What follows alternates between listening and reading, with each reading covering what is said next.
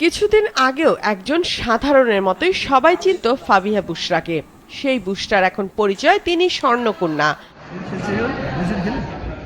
বাগেরহাটের এই অ্যাথলিট সম্প্রতি নেপালে হওয়া আন্তর্জাতিক জুডো চ্যাম্পিয়নশিপে ৭০ কেজি ওজন শ্রেণীতে স্বর্ণ জেতেন। পাশাপাশি সেমিফাইনালে মাত্র ৪ ও ফাইনালে ৩০ সেকেন্ডের মধ্যে প্রতিপক্ষকে হারিয়ে হন টুর্নামেন্টের সেরা জুডোকা।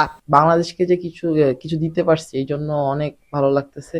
আর ইচ্ছা আছে যে অলিম্পিকের মতো জায়গায় অংশগ্রহণ করার, যাতে বাংলাদেশের পতাকাটা তুলে ধরতে পারি। বিকেএসপি আমি চিনতাম না, কিন্তু এক বড় ভাই থেকে আমি শুনছি যে বিকেএসপিটা কি, আসলে বিকেএসপি অনেক বলে ওইখানে খেলার জায়গা। পরে ওইটার উপর আগ্রহ অনেক বাড়ে। পরে আর কি আমি ওইখানে যাই ট্রায়াল দিতে। তো পরে ট্রায়াল দিই, পরে আমি চান্স পেয়ে যাই। পরে 19 সালের ক্যাম্পে আমাকে ডাকে এবং ক্যাম্পে 1 মাস 2 মাস 1 সপ্তাহ করার পরে আমাকে পার্মানেন্টলি নিয়ে নেয়। জুডোতে বুশরার শুরু 2019 সালে বিকেএসপি থেকে। তবে তাকে বড় করতে কষ্ট সহ্য করতে হয় পরিবারকে। বড় দুই ভাইয়ের আদরের বোন বুশরা বাবা হারান ছোটবেলাতেই। 3 সন্তানকে নিয়ে সংগ্রামের জীবন বুশরার মায়ের। আমি এখন আল্লাহর কাছে দোয়া করি আমার মেয়ে অনেক বড় একজন খেলোয়াড় হোক, সে অলিম্পিকের মতো জায়গায় এখানে যাওয়ার জন্য আমি আর আল্লাহর কাছে অনেক দোয়া করি। ও যে প্রতিভা নিয়ে ছোটবেলা থেকে এত কষ্ট, অনেক কথা, অনেক কিছু, এটা যেন জাস্ট ওর অন্তরে আর মানে কষ্টটা না থাকে, ও যেন ঠিক একটা সুনাম বাংলাদেশের জন্য বয়ে আনতে পারে।